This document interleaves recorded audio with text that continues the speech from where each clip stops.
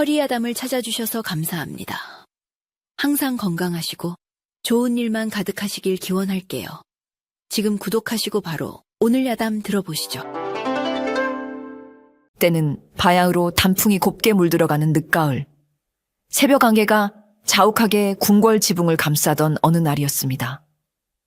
밤새도록 경계를 섰던 숙직 군사들이 교대를 위해 물러가고 새로운 하루의 시작을 알리는 인정의 북소리가 희미하게 울려 퍼질 무렵 조선의 심장부인 경복궁 깊숙한 곳 임금의 침전 바로 옆 편전에서 경천동지할 일이 벌어지고야 말았습니다.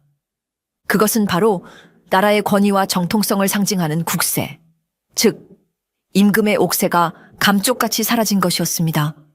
어젯밤 편전 가장 안쪽에 옥새를 보관하는 견고한 이중 옥새함은 분명 상선 내관과 숙직 승지에 의해 봉인되었고 그 아픈 밤새도록 숙련된 내금이 군사들이 삼엄하게 지키고 있었습니다.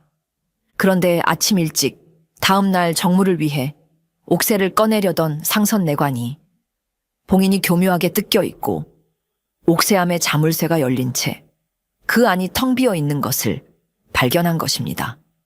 묵직한 무게와 신성한 기운을 내뿜던 천하를 호령하는 임금의 도장이 흔적도 없이 증발해버린 이 믿을 수 없는 사태 앞에서 늙은 상선 내관은 그 자리에 혼절할 뻔했습니다.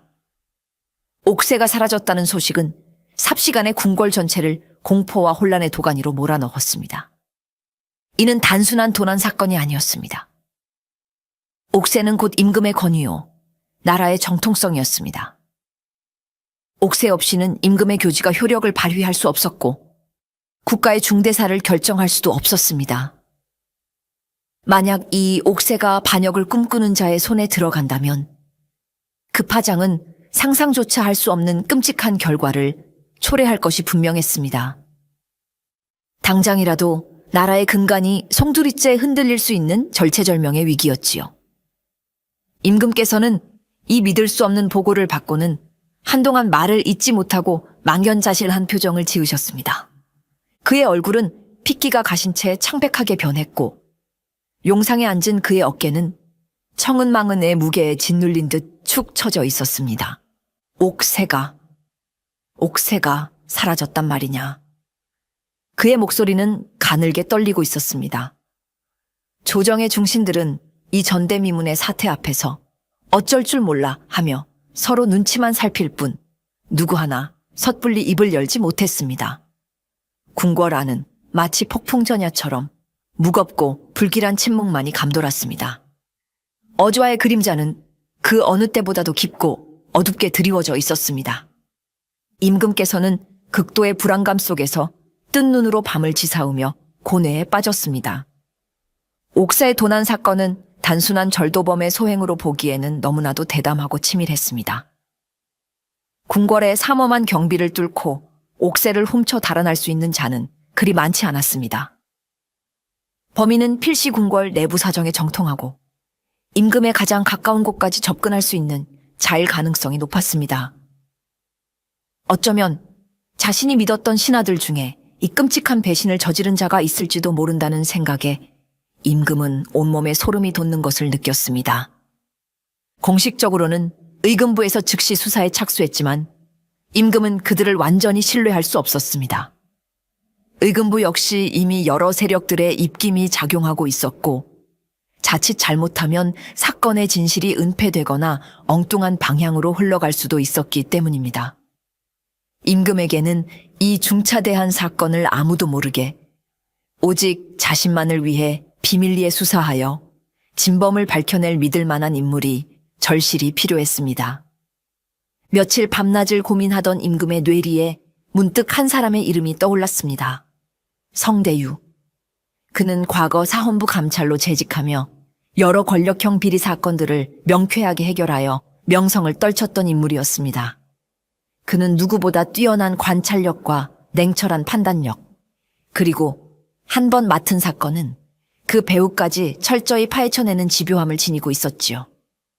하지만 그의 강직하고 타협을 모르는 성품은 오히려 권력자들의 미움을 샀고 결국 그는 억울한 모함에 휘말려 모든 관직을 박탈당한 채 한직으로 밀려나 초예에 묻혀 지내고 있었습니다.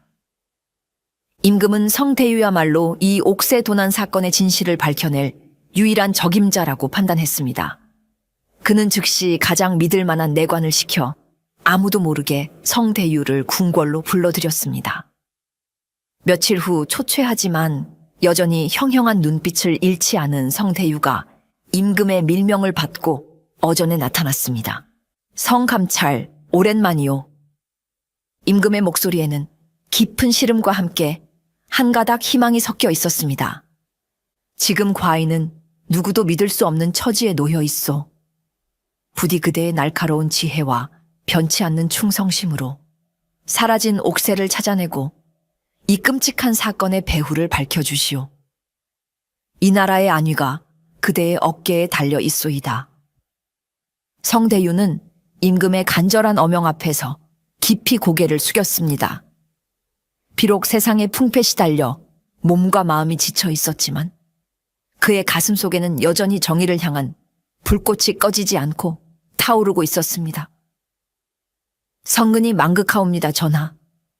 비록 미천한 몸이오나 전하의 명을 받들어 목숨을 걸고 사라진 옥새를 찾아내고 국기를 바로 세우는데 모든 힘을 다하겠나이다.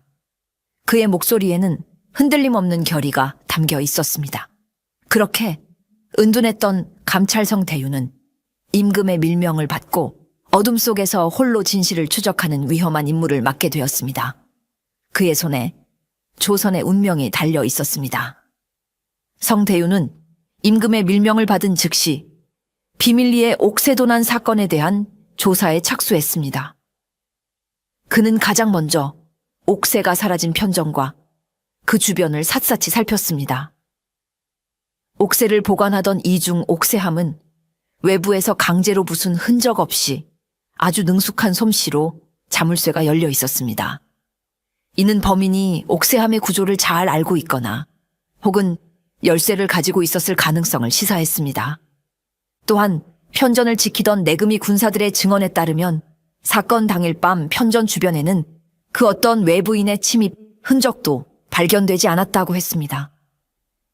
궁궐의 담은 높고 경비는 삼엄하여 담을 넘거나 경비를 뚫고 외부인이 침입하여 옥새를 훔쳐 달아난다는 것은 거의 불가능에 가까운 일이었습니다. 설령 옥새를 훔쳐냈다 하더라도 옥새를 가지고 삼엄한 궁궐문을 무사히 빠져나간다는 것은 상상하기 어려운 일이었습니다.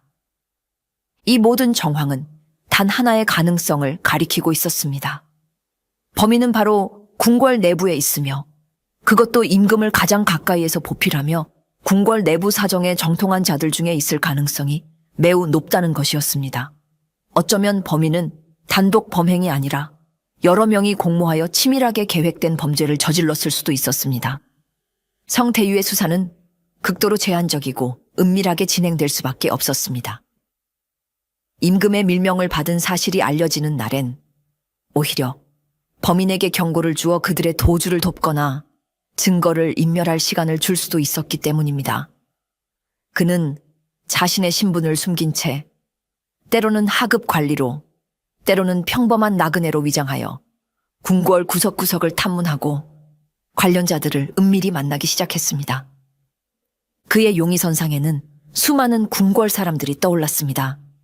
밤낮으로 임금의 곁을 지키는 내관들, 임금의 침소를 드나드는 궁녀들, 그리고 편전의 경비를 책임지는 내금위 군관들까지 그들 모두에게는 각기 다른 이유로 옥새에 접근할 기회와 동기가 있을 수 있었습니다. 하지만 그 중에서도 성대유가 특별히 주목한 인물들은 바로 임금의 최측근에서 막강한 권력을 행사하고 있거나 혹은 임금에게 깊은 원한을 품고 있을 가능성이 있는 자들이었습니다.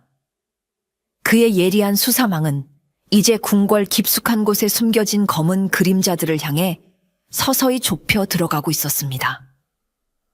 성대유가 가장 먼저 주목한 인물은 당대의 막강한 실세이자 현 임금의 외척 세력의 중심 인물인 김좌상이었습니다. 그는 예순을 훌쩍 넘긴 노회한 정객으로 수십 년간 조정의 요직을 두루 거치며 막강한 권력과 부를 축적한 인물이었습니다. 겉으로는 늘 온화한 미소와 겸손한 태도로 임금에게 충성을 다하는 충신을 자처했지만 그 뒤로는 자신의 세력을 확장하고 반대파를 숙청하는데 혈안이 되어 있다는 소문이 파다했습니다.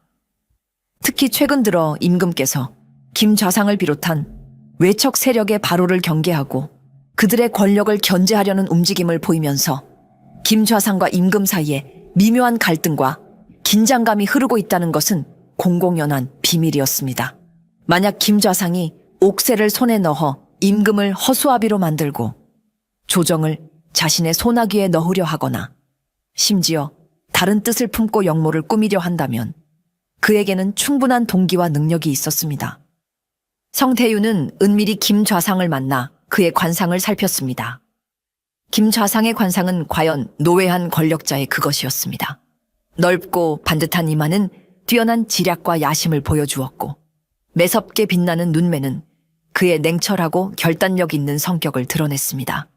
하지만 그의 깊게 펜 팔자주름과 굳게 담은 입술에서는 그의 탐욕스러움과 함께 무언가를 감추려는 듯한 음흉하고 비밀스러운 기색이 역력하게 느껴졌습니다.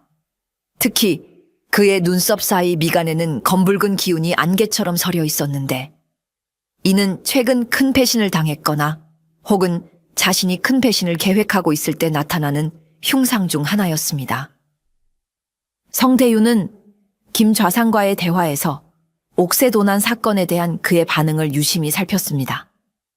김좌상은 임금에 대한 걱정과 충성심을 거듭 강조하며 사건의 조속한 해결을 촉구했지만 그의 말과는 달리 그의 눈빛은 어딘지 모르게 불안하게 흔들리고 있었고 때때로 성대유의 속을 떠보려는 듯한 교활한 질문을 던지기도 했습니다. 성대유는 김좌상이 이 사건의 배후에 깊이 연루되어 있거나 혹은 적어도 사건의 진실을 알고 있으면서도 무언가를 숨기고 있다는 강한 의심을 떨칠 수가 없었습니다. 김좌상의 웃음 뒤에 숨겨진 검은 속내가 무엇일지 성태유는 그의 일거수일투족을 예의주시하기 시작했습니다. 김좌상 다음으로 성태유의 의심을 산 인물은 임금의 후궁 중 한 명인 아름다운 박숙이었습니다. 그녀는 20 중반의 젊고 매혹적인 여인으로 한때는 임금의 총애를 한 몸에 받으며 궁궐 안에서 막강한 영향력을 행사했던 인물이었습니다. 하지만 최근 들어 임금의 총애가 다른 더 젊고 아름다운 후궁에게로 옮겨가면서 박숙이는 깊은 위기감과 함께 쓰라린 질투심에 사로잡혀 있다는 소문이 파다했습니다. 만약 박숙이가 잃어버린 임금의 총애를 되찾거나 혹은 자신의 소생인 어린 왕자를 다음 보위에 올리기 위해 옥새를 이용하려 한다면 그녀에게도 충분한 범행 동기가 있었습니다. 후궁들의 처소는 편전과 그리 멀지 않았고 그녀라면 임금의 동선을 파악하고 옥새에 접근할 방법을 찾아낼 수도 있었을 것입니다. 성대유는 박숙이를 은밀히 만나 그녀의 관상을 살폈습니다. 그녀는 과연 소문대로 눈부신 미모를 지녔으나 그 아름다운 얼굴에는 깊은 수심과 함께 무언가에 대한 강한 집착과 불안감이 서려 있었습니다. 복숭아빛으로 물든 뺨과 앵두같이 붉은 입술은 그녀의 강한 도화살을 보여주었지만 가늘게 떨리는 눈썹과 초조하게 움직이는 손가락은 그녀가 극도의 긴장 상태에 있음을 말해주고 있었습니다. 특히 그녀의 눈빛 깊은 곳에는 자신의 운명을 바꾸고야 말겠다는 독한 야심과 함께 모든 것을 잃을지도 모른다는 절박함이 위험하게 뒤섞여 있었습니다. 성대유가 옥사에 도난 사건에 대해 묻자 박숙이는 눈물을 글썽이며 임금에 대한 걱정과 함께 자신의 결백을 호소했습니다. 하지만 그녀의 말과는 달리 그녀의 관상에는 거짓과 비밀을 숨기려는 기색이 역력했습니다. 특히 그녀의 입술 주변에 나타난 푸른 기운과 대화 도중 자신도 모르게 아랫입술을 깨무는 행동은 그녀가 무언가를 감추고 있거나 혹은 거짓말을 하고 있다는 명백한 증거였습니다. 성대유는 박숙이가 직접 옥새를 훔쳤다고 단정하기는 어려웠지만 그녀가 이 사건과 어떤 식으로든 깊이 연루되어 있거나 혹은 사건의 중요한 단서를 쥐고 있을 가능성이 매우 높다고 판단했습니다. 그녀의 아름다운 미소 뒤에 숨겨진 야심과 비밀이 무엇일지 성대유는 그녀를 용의선상에서 쉽게 배제할 수 없었습니다. 궁궐아녀인들의 암투는 때로는 사내들의 권력 다툼보다 훨씬 더 치밀하고 잔혹할 수 있다는 것을 그는 잘 알고 있었기 때문입니다. 수십 년간 임금을 가장 가까이에서 보필해온 상선내관 초해내관 역시 성대유의 용의선상에서 벗어날 수 없는 중요한 인물이었습니다. 그는 50줄의 노회한 내관으로 궁궐의 생리를 누구보다 잘 알고 있었으며 특히 임금의 신임이 두터워 옥새가 보관된 편전을 자유롭게 드나들 수 있는 몇 안 되는 인물 중 하나였습니다. 옥새함의 열쇠를 관리하는 책임 또한 그에게 있었습니다. 겉으로 보기에 최 내관은 임금에게 충성을 다하는 우직하고 과묵한 신하처럼 보였습니다. 그는 옥새 도난 사건 이후 누구보다 상심하고 자책하는 모습을 보이며 사건 해결을 위해 동분서주하는 듯 했습니다. 하지만 성대유는 그의 관상에서 미묘한 이중성을 읽었습니다. 그의 깊게 팬 주름과 침착한 태도 뒤에는 말 못할 깊은 고뇌와 함께 무언가를 필사적으로 숨기려는 듯한 불안의 그림자가 짙게 드리워져 있었습니다. 특히 그의 눈빛은 때때로 초점을 잃고 먼 곳을 응시하거나 혹은 극도의 긴장감을 감추려는 듯 부자연스럽게 떨리기도 했습니다. 게다가 최 내관에게는 어두운 과거가 있다는 소문이 궁궐 안팎으로 파다했습니다. 그의 가문이 과거 역모에 휘말려 멸문지화를 당했으며 그는 구사일생으로 살아남아 내관이 되어 궁궐에 들어왔다는 것이었습니다. 만약 이 소문이 사실이라면 그의 가슴속 깊은 곳에는 현 왕실에 대한 원한이 남아있을 수도 있었고 옥사의 도난 사건이 그의 복수극의 일부일 가능성도 배제할 수 없었습니다. 성태유는 최 내관을 만나 사건 당일 밤의 행적에 대해 자세히 물었습니다. 최 내관은 평소와 다름없이 임금의 침수를 돌보고 편전의 문단속을 철저히 한 후 물러났다고 일관되게 진술했습니다. 하지만 그의 목소리는 미세하게 떨리고 있었고 그의 관상에 나타난 비밀을 지키려는 고통의 기색은 더욱 선명해졌습니다. 그는 분명 무언가를 알고 있었고 그것을 말하지 못해 괴로워하고 있었습니다. 어쩌면 그는 범인이거나 혹은 범인의 협박에 못 이겨 진실을 은폐하고 있는 것일지도 몰랐습니다. 성대유는 이 늙은 내관에 굳게 닫힌 입을 열게 만드는 것이 사건 해결에 중요한 열쇠가 될 수 있다고 판단했습니다. 임금의 침전과 옥새가 보관된 편전을 가장 자유롭게 드나들 수 있는 또 다른 인물은 바로 대전상궁 윤상궁이었습니다. 그녀는 40줄의 노련한 궁녀로 수십 년간 궁궐에 몸담으며 임금의 의식주를 총괄하는 중요한 위치에 있었습니다.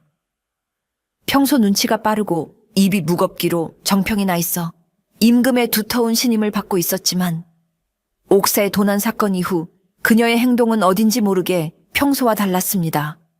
윤상궁은 유난히 불안해하며 주변을 경계하는 모습을 자주 보였고 사소한 일에도 깜짝깜짝 놀라거나 안절부절 못하는 등 극도로 예민한 반응을 보였습니다. 성대유가 그녀의 관상을 살폈을 때 그녀의 얼굴에는 극심한 공포와 함께 무언가를 필사적으로 숨기려는 다급함, 그리고 엄청난 비밀을 감당하지 못해 괴로워하는 고통의 기색이 역력했습니다. 특히 그녀의 눈동자는 불안하게 흔들렸고 손톱을 깨무는 버릇까지 보였습니다. 성대유는 윤상궁이 사건 당일 밤 무언가를 목격했거나 혹은 사건에 직접적으로 연루되었을 가능성이 매우 높다고 판단했습니다. 그녀는 분명 옥새 도난 사건에 중요한 단서를 쥐고 있거나 혹은 범인의 정체를 알고 있으면서도 두려움 때문에 입을 열지 못하고 있는 것이 틀림없었습니다. 상궁, 그날 밤 혹 이상한 점은 없었소. 아무리 사소한 것이라도 좋으니 기억나는 것이 있다면 모두 말해주시오. 성대유가 부드러운 목소리로 물었지만 윤상궁은 얼굴이 하얗게 질려 고개를 세차게 저을 뿐이었습니다. 저는 아무것도 보지 못했습니다. 아무것도 모릅니다. 제발 저를 그냥 내버려 두십시오. 그녀는 거의 울음을 터뜨릴 듯한 표정으로 애원했습니다. 하지만 그녀의 과도한 부정과 공포에 질린 모습은 오히려 성대유의 의심을 더욱 증폭시킬 뿐이었습니다. 그녀는 무엇을 그토록 두려워하고 있는 것일까? 그녀가 숨기고 있는 비밀은 과연 무엇일까? 성대유는 윤상궁의 굳게 닫힌 마음의 문을 열기 위해 더욱 치밀하고 섬세한 접근이 필요하다고 느꼈습니다. 그녀의 입에서 터져 나올 한마디가 어쩌면 이 모든 수수께끼를 푸는 결정적인 열쇠가 될 수도 있었기 때문입니다. 성대유는 용의자들에 대한 조사를 진행하는 한편 옥새가 보관되었던 편전의 현장을 다시 한번 꼼꼼하게 살폈습니다. 그는 범인이 남겼을지도 모르는 아주 사소한 흔적이라도 찾아내기 위해 온 신경을 집중했지요. 그의 예리한 감각은 평범한 사람들이 지나치기 쉬운 미세한 단서들을 포착해냈습니다. 가장 먼저 그의 코를 자극한 것은 아주 희미하지만 분명히 존재하는 낯선 향내였습니다.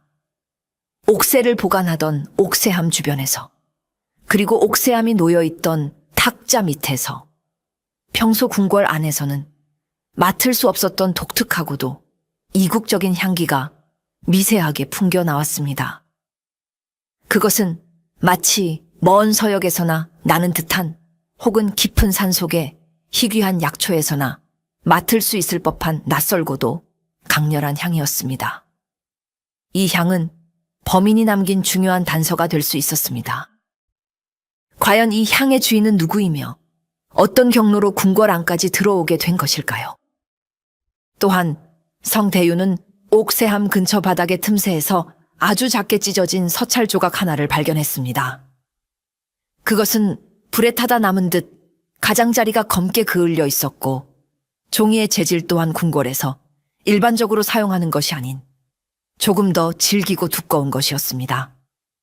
서찰 조각에는 먹으로 쓰인 몇 개의 글자가 희미하게 남아 있었는데 그것은 일반적인 한자가 아니라 마치 암호처럼 보이는 기이한 형태의 부호들이었습니다.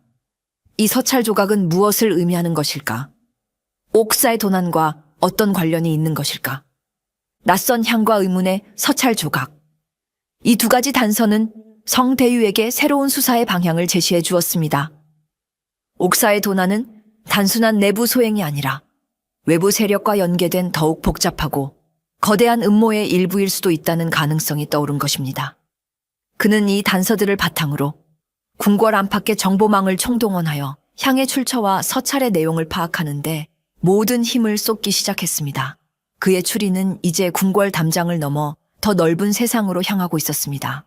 성대유는 옥사의 도난 사건 당일 밤 편전 주변을 경비했던 내금위 군사들과 숙직을 섰던 승지, 그리고 그 시간에 편전 근처를 오갔을 가능성이 있는 모든 궁궐 사람들을 대상으로 광범위한 탐문을 벌였습니다. 하지만 그들의 증언은 안개 속처럼 모호하거나 서로 미묘하게 엇갈리는 부분이 많아 사건의 실체는 좀처럼 명확하게 드러나지 않았습니다. 어떤 군사는 그날 밤 편전 근처에서 수상한 그림자를 본 것 같다고도 했지만 어둠과 긴장감 때문에 정확한 인상착의는 기억나지 않는다고 했습니다. 또 어떤 군사는 평소와 다름없이 아무런 이상한 점도 느끼지 못했다고 단언했습니다. 숙직 승지는 자신이 잠시 자리를 비운 사이에 누군가 침입했을 수도 있다는 가능성을 조심스럽게 제기했지만 그 역시 뚜렷한 증거는 제시하지 못했습니다. 성대유는 그들의 말을 액면 그대로 믿지 않았습니다. 그는 각자의 관상을 살피며 그들의 말 속에 숨겨진 진실과 거짓을 가려내려 애썼습니다.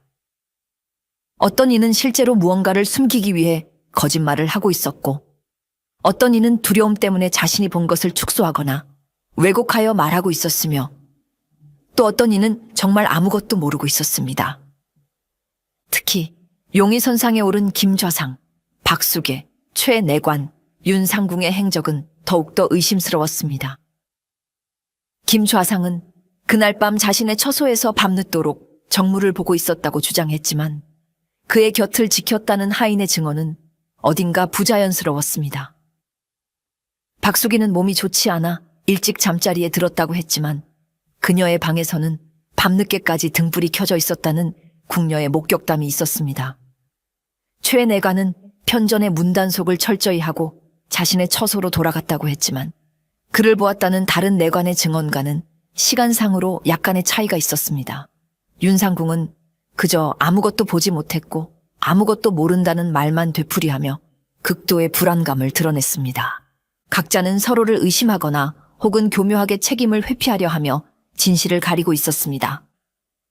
성대유는 이 엇갈리는 증언들 속에서 진짜 범인을 찾아내기 위해서는 그들의 심리를 더욱 깊이 파고들어 그들이 숨기고 있는 비밀의 문을 열어야 한다고 생각했습니다. 그의 수사는 이제부터 더욱 치밀하고도 교묘한 심리전의 양상을 띠기 시작했습니다. 성대유가 임금의 밀명을 받고 비밀리에 옥새 도난 사건을 수사하고 있다는 사실은 극소수의 최측근 외에는 아무도 모르는 일이었습니다. 사건의 공식적인 수사는 의금부에서 맡고 있었고 그 책임자는 권 의금부 도사였습니다. 권 도사는 성격이 오만하고 자신의 능력에 대한 자부심이 강한 인물로 과거 성대유가 사헌부 감찰로 있을 때부터 그를 탐탁지 않게 여겨왔습니다. 성대유가 자신의 신분을 숨긴 채 궁궐 안팎을 탐문하고 다니는 것을 우연히 알게 된 권 도사는 그를 월권 행위를 하는 수상한 자로 여기고 사사건건 그의 앞길을 가로막기 시작했습니다. 그는 성대유를 불러 내 놈이 뭔데 감히 어명도 없이 궁궐을 헤집고 다니며 사건을 조사하는 것이냐. 당장 모든 것을 멈추지 않으면 내 놈의 목이 달아날 줄 알아라. 라며 엄포를 놓았습니다. 성대유는 임금의 밀명을 밝힐 수 없었기에 그저 나는 나라의 안위를 걱정하는 한낱 백성으로서 이 중차대한 사건 해결에 작은 도움이라도 될까 하여 나름대로 알아보고 있을 뿐이요. 라며 능구렁이처럼 빠져나갔습니다. 하지만 권도사는 그의 말을 믿지 않았고 오히려 그를 더욱 의심하며 그의 뒤를 캐기 시작했습니다.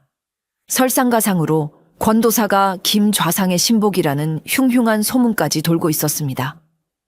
만약 이것이 사실이라면 권도사는 사건의 진실을 밝히는 것이 아니라 오히려 은폐하고 조작하려 할 가능성이 높았습니다.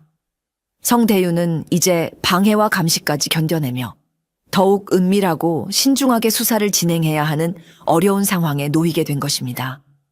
그의 앞길에는 또 다른 거대한 장벽이 가로놓여 있었습니다. 권의금부 도사의 방해에도 불구하고 성대유는 옥새암 근처에서 발견된 불에 타다 남은 작은 서찰 조각에 적힌 암호를 해독하는데 모든 힘을 쏟았습니다. 그는 과거 자신이 해결했던 여러 사건들 속에서 접했던 다양한 종류의 암호 체계를 떠올리며 밤샘 연구를 거듭했습니다.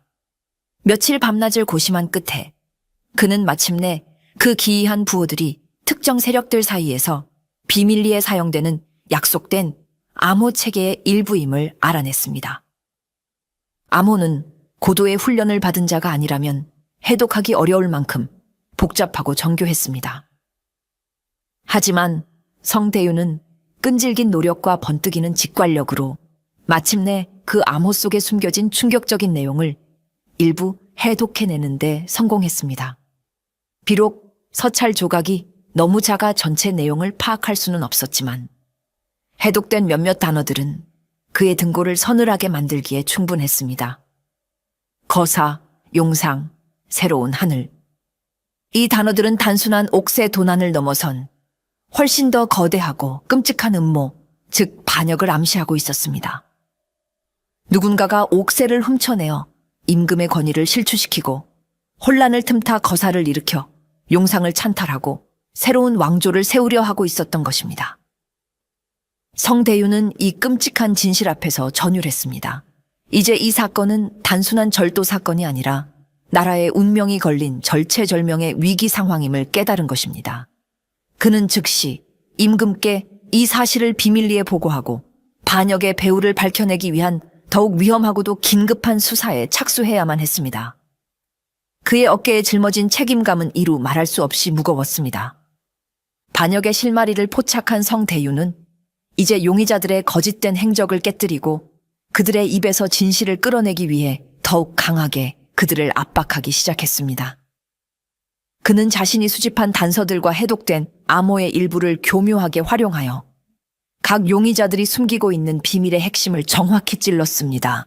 먼저 김좌상을 다시 만났을 때 성대유는 그에게 옥새함 주변에서 발견된 낯선 향과 암호가 적힌 서찰 조각에 대해 슬쩍 언급했습니다. 김좌상은 애써 태연한 척했지만 그의 눈빛은 순간적으로 크게 흔들렸고 차를 마시던 그의 손이 미세하게 떨리는 것을 성대유는 놓치지 않았습니다.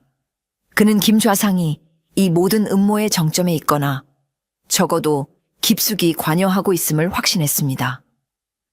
다음으로 박수기를 만났을 때 성대유는 그녀에게 옥새를 이용하여 자신의 소생인 왕자를 다음 보위에 올리려 했다는 소문에 대해 직접적으로 물었습니다. 박수기는 얼굴이 하얗게 질리며 격렬하게 부인했지만 그녀의 관상에 나타난 권력에 대한 강한 욕망과 비밀스러운 거래 위의 기색은 그녀의 말을 믿기 어렵게 만들었습니다. 그녀는 어쩌면 김좌상의 반역 음모에 이용당하고 있거나 혹은 적극적으로 가담하고 있는 것일지도 몰랐습니다. 최내관과 윤상궁 역시 성대유의 집요한 추궁 앞에서 점차 무너져 내리기 시작했습니다. 성대유는 그들이 사건 당일 밤 목격했던 사소한 정황들을 끄집어내며 그들의 기억을 자극했고 그들의 증언 속에 숨겨진 모순점들을 날카롭게 지적했습니다. 결국 그들은 서로에게 책임을 떠넘기거나 혹은 두려움에 떨며 조금씩 진실의 조각들을 실토하기 시작했습니다. 그들의 입에서 나온 이야기들은 하나같이 김좌상과 박수계 그리고 그들과 영해된 다른 세력들의 수상한 움직임을 가리키고 있었습니다. 용의자들은 성대유의 예리한 추궁 앞에서 속수무책으로 동요하며 자신들의 거짓된 행적이 깨지는 것을 지켜볼 수밖에 없었습니다. 용의자들의 거짓 행적이 하나씩 무너지고 반역의 증거들이 속속 드러나면서 성대유는 이제 사라진 옥새의 행방을 찾는데 모든 수사력을 집중했습니다. 그는 옥새가 이미 궁궐 밖으로 밀반출되었을 가능성보다는 아직 궁궐 안 어딘가에 영모 세력들이 거사를 일으킬 때까지 안전하게 숨겨져 있을 가능성이 높다고 판단했습니다. 옥새는 그들의 반역을 정당화하는 가장 중요한 상징물이었기 때문입니다. 성대유는 옥새함이 놓여있던 편전에서 났던 그 낯선 이국적인 향의 출처를 끈질기게 추적했습니다. 그는 궁궐의 모든 향료와 약재를 관리하는 상궁들을 만나 탐문하고 향의 특징을 설명하며 그것과 유사한 향을 사용하는 사람을 수소문했습니다. 며칠간의 끈질긴 노력 끝에 그는 마침내 그 향이 박수기가 최근 외부에서 몰래 들여와 사용하고 있는 희귀한 서역의 향료와 동일하다는 사실을 알아냈습니다. 성대유는 즉시 박수기의 처소를 급습했습니다. 물론 옥새가 그녀의 방에서 직접 발견되지는 않았습니다. 하지만 그녀의 방 한쪽 벽에 걸린 화려한 그림 뒤편, 아주 교묘하게 숨겨진 작은 비밀 공간 안에서 옥새를 담았던 것으로 보이는 비단 보자기가 발견되었습니다. 보자기에는 아직 옥새의 묵직한 무게로 인해 눌린 자국과 함께 옥새함 주변에서 났던 그 낯선 향이 희미하게 남아 있었습니다. 박수기는 옥새를 숨겼던 사실을 극구 부인했지만 명백한 증거 앞에서 그녀의 거짓말은 더 이상 통하지 않았습니다. 그녀는 김좌상의 지시를 받아 잠시 옥새를 자신의 처소에 숨겼다가 거사 직전에 다른 안전한 장소로 옮겼다고 실토했습니다. 하지만 그녀는 옥새가 지금 어디에 있는지는 끝까지 함구했습니다. 성대유는 옥새가 아직 궁궐 안에 있으며 김좌상과 직접적으로 연결된 아주 은밀한 장소에 숨겨져 있을 것이라고 확신했습니다. 그는 이제 그 마지막 은신처를 찾아내야만 했습니다. 박수기의 처소에서 옥새를 숨겼던 흔적이 발견되면서 옥새 도난 사건은 이제 김좌상을 정점으로 하는 거대한 반역 음모의 일부였음이 거의 확실해졌습니다. 성대유는 이 음모가 단순히 김좌상 한 사람의 야심만으로 이루어진 것이 아니라 그와 뜻을 같이 하는 다른 강력한 배후 세력들이 존재할 것이라고 판단했습니다. 그들은 옥새를 이용하여 임금을 폐위시키고 자신들의 입맛에 맞는 새로운 왕을 추대하여 조정을 장악하려는 무서운 역모를 꾸미고 있었던 것입니다. 성대유는 김좌상의 주변 인물들과 그와 은밀히 교류하는 다른 세력들에 대한 조사를 더욱 확대해 나갔습니다. 그는 과거 김좌상이 연루되었던 여러 사건들을 다시 파헤치고 그 과정에서 부당하게 숙청당하거나 몰락했던 반대파 가문들의 후예들이 이번 역모에 가담했을 가능성도 염두에 두었습니다. 어쩌면 초의 내관 또한 그러한 인물 중 하나일 수도 있었습니다. 조사를 진행할수록 이번 역모는 생각보다 훨씬 더 치밀하고 광범위하게 계획되었음이 드러났습니다. 그들은 궁궐 내부뿐만 아니라 외부에도 자신들의 세력을 심어두고 거사 당일 함께 봉기하여 순식간에 조정을 장악하려는 무서운 계획을 세우고 있었습니다. 옥새는 그들의 거사를 정당화하고 새로운 왕의 즉위를 공표하는 데 사용될 가장 중요한 도구였던 것입니다. 성대유는 이 끔찍한 음모의 전모를 파악하면서 자신 혼자서는 이 거대한 악의 세력에 맞서기가 역부족일 수도 있다는 위기감을 느꼈습니다. 그는 즉시 임금께 이 모든 사실을 보고하고 역모 세력들을 일망타진하기 위한 보다 적극적이고 대담한 계획을 세워야 한다고 건의했습니다. 이제는 단순한 수사를 넘어 나라의 운명을 건 한판 승부가 펼쳐지려 하고 있었습니다. 궁지에 몰린 김좌상과 반역 세력들은 성대유의 수사망이 점점 더 자신들을 향해 좁혀오자 극도의 불안감에 휩싸였습니다. 그들은 성대유를 제거하려는 음모를 꾸미기도 하고 혹은 자신들의 죄를 다른 이에게 뒤집어 씌우려는 비열한 수작을 부리기도 했습니다. 하지만 그들의 발악은 오히려 성대유에게 결정적인 증거를 잡을 기회를 제공해 주었습니다. 결정적인 순간은 뜻밖의 곳에서 찾아왔습니다. 반역 음모에 깊숙이 가담했던 인물 중 하나가 자신의 안위를 보장받는 조건으로 성대유에게 모든 것을 털어놓기로 결심한 것입니다. 그 인물은 바로 임금의 곁을 오랫동안 지켜왔던 윤상궁이었습니다. 윤상궁은 처음에는 두려움 때문에 입을 굳게 다물고 있었지만 성대유의 끈질긴 설득과 그녀의 관상에 나타난 깊은 고뇌와 양심의 가책을 읽어낸 그의 인간적인 접근에 결국 마음을 열었습니다. 그녀는 눈물로 자신의 죄를 고백하며 김좌상이 주도한 반역 음모의 구체적인 계획과 주동자들의 이름, 그리고 무엇보다 사라진 옥새가 숨겨진 마지막 장소를 성대유에게 밝혔습니다. 윤상궁의 증언에 따르면 옥새는 김좌상의 사가 가장 깊숙한 곳에 있는 비밀 지하실에 숨겨져 있었으며 바로 내일 새벽 거사를 통해 새로운 임금의 즉위를 공표하는 데 사용될 예정이라는 것이었습니다. 또한 거사 당일 궁궐, 내부와 외부에서 동시에 봉기하여 반대 세력을 숙청하고 조정을 장악하려는 구체적인 계획까지 낱낱이 털어놓았습니다. 윤상궁의 결정적인 증언은 그야말로 천금과도 같은 것이었습니다. 성대유는 이제 반역 세력들의 모든 계획을 손바닥 보듯 꿰뚫어 볼 수 있게 창로 으며 그들을 일망타진할 절호의 기회를 잡게 된 것입니다. 그는 즉시 임금께 이 사실을 보고하고 마지막 결전을 위한 치밀한 준비에 착수했습니다. 윤상궁의 증언을 통해 반역 세력들의 모든 계획을 파악한 성대유는 이제 그들을 완벽하게 일망타진하기 위한 대담하고도 치밀한 함정 수사를 계획했습니다. 그는 임금과 긴밀히 협력하여 반역 세력들이 옥새를 이용하여 거사를 치르려는 바로 그 결정적인 순간을 덮쳐 현장에서 그들을 모조리 체포하고 영모의 모든 증거를 확보할 작정이었습니다. 성대유는 먼저 반역 세력들에게 거짓 정보를 흘려 그들을 안심시켰습니다. 마치 자신들의 계획이 순조롭게 진행되고 있으며 아무도 그들의 음모를 눈치채지 못하고 있다고 믿게 만든 것이지요.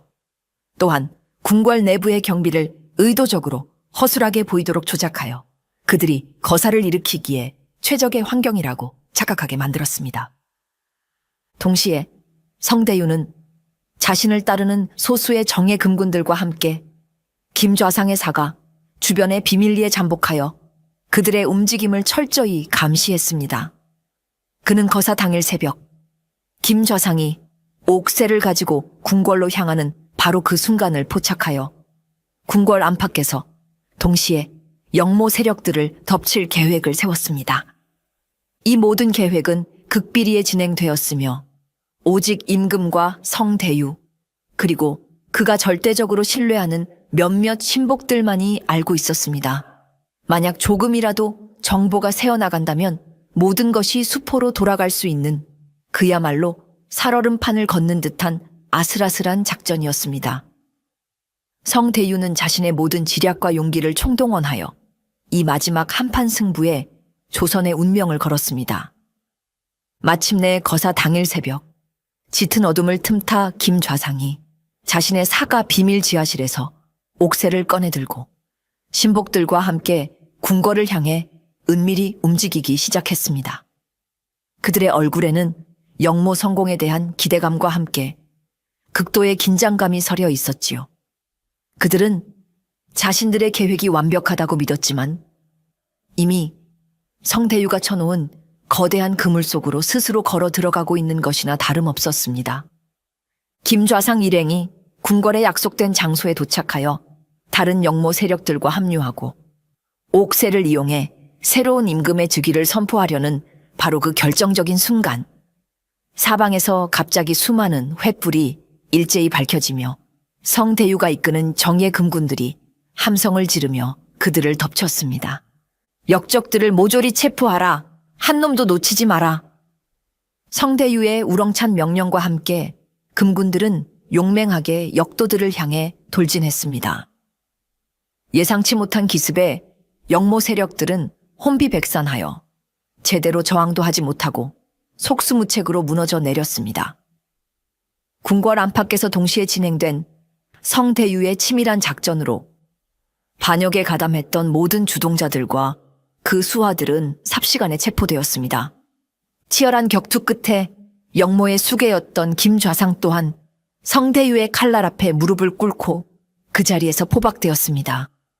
그의 얼굴에는 당혹감과 분노, 그리고 모든 것이 끝났다는 절망감이 교차했습니다. 숨겨졌던 옥사에 또한 무사히 회수되어 다시 임금의 손으로 돌아갔습니다. 그렇게 조선의 하늘을 뒤덮을 뻔했던 거대한 반역의 검은 구름은 성대유의 지혜와 용기로 인해 마침내 거치게 된 것입니다. 반역 음모는 성공적으로 진압되었고 관련된 자들은 모두 의금부의 삼엄한 조사를 거쳐 그 죄과에 상응하는 엄중한 처벌을 받게 되었습니다.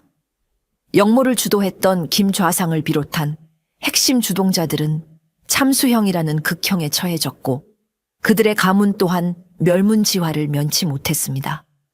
반역에 가담했던 다른 관리들과 군사들 역시 그 죄의 경중에 따라 유배를 가거나 파직되는 등 엄한 벌을 받았습니다.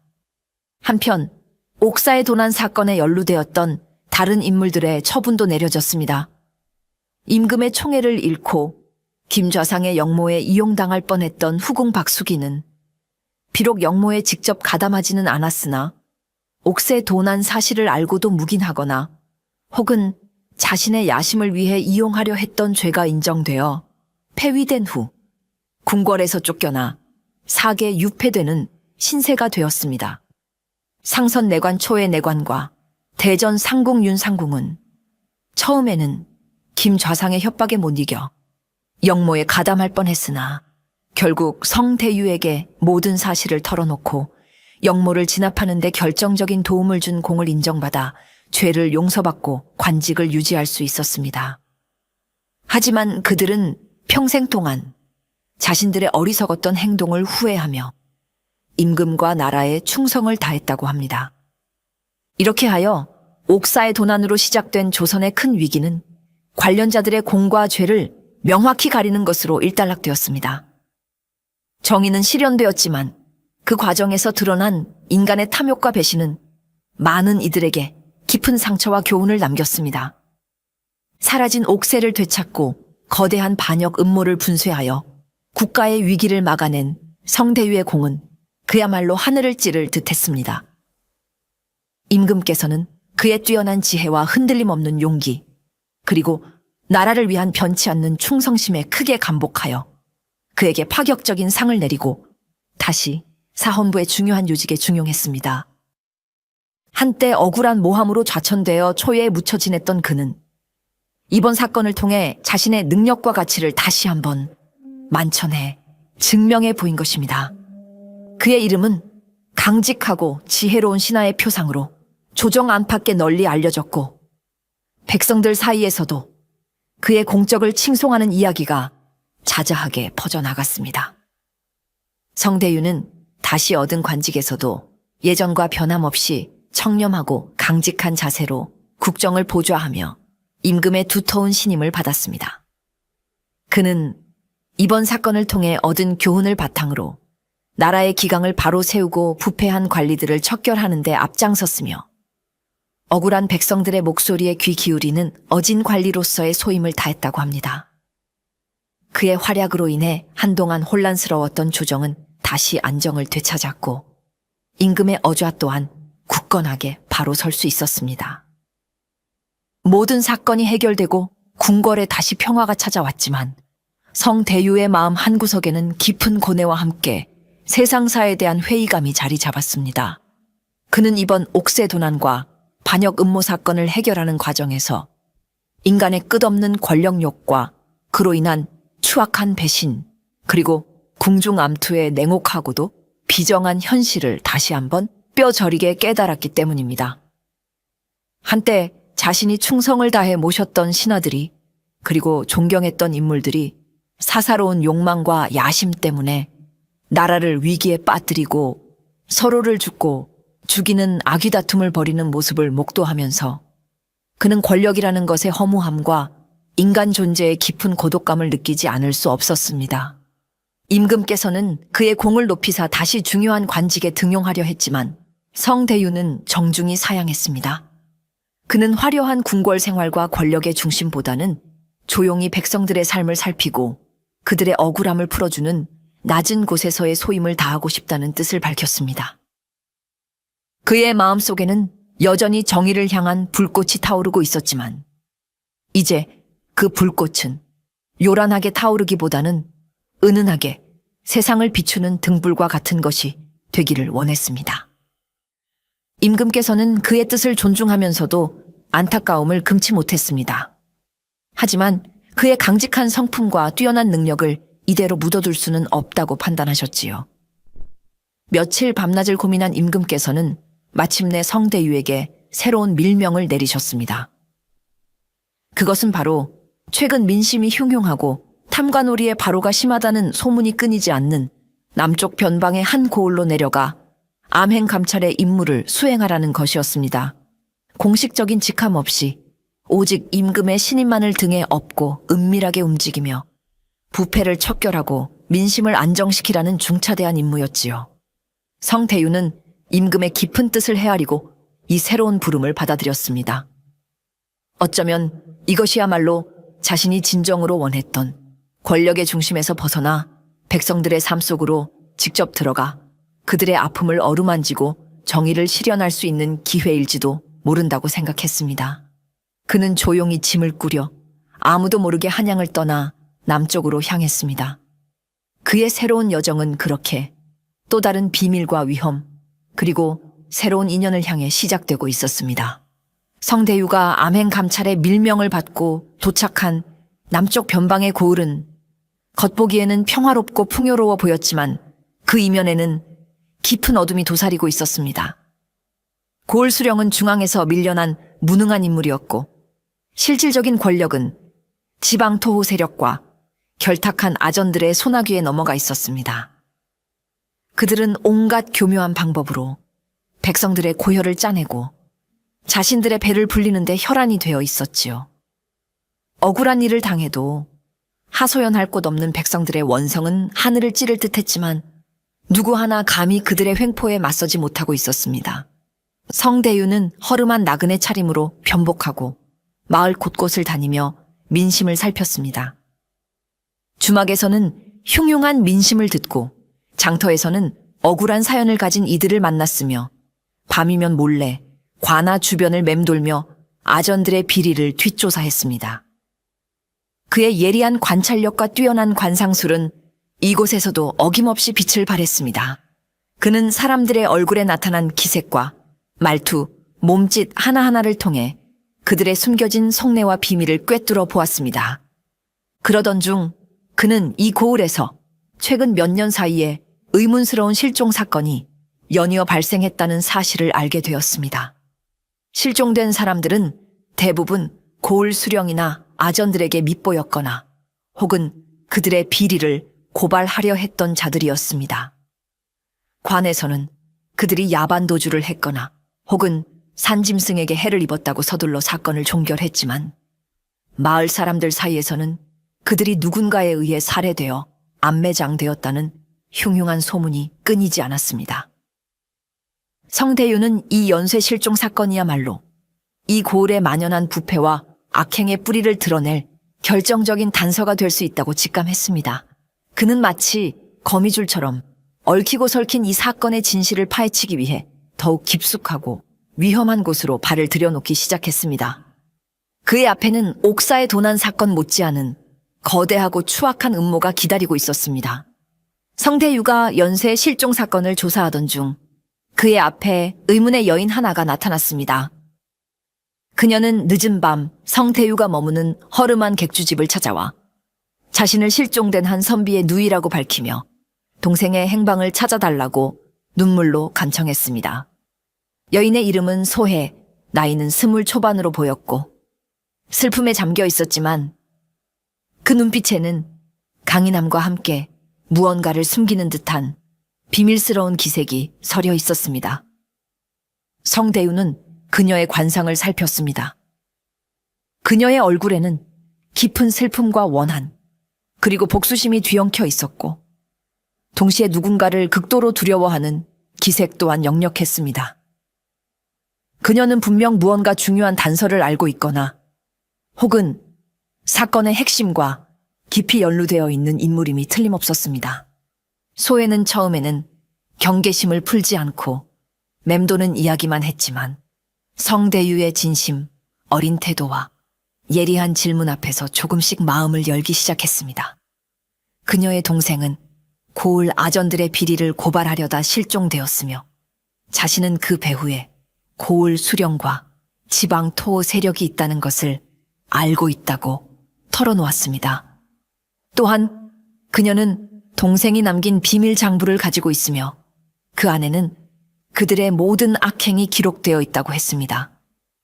하지만 그 장부를 노리는 자들 때문에 자신 역시 위험에 처해 있으며 누구도 믿을 수 없는 상황이라고 절박하게 호소했습니다.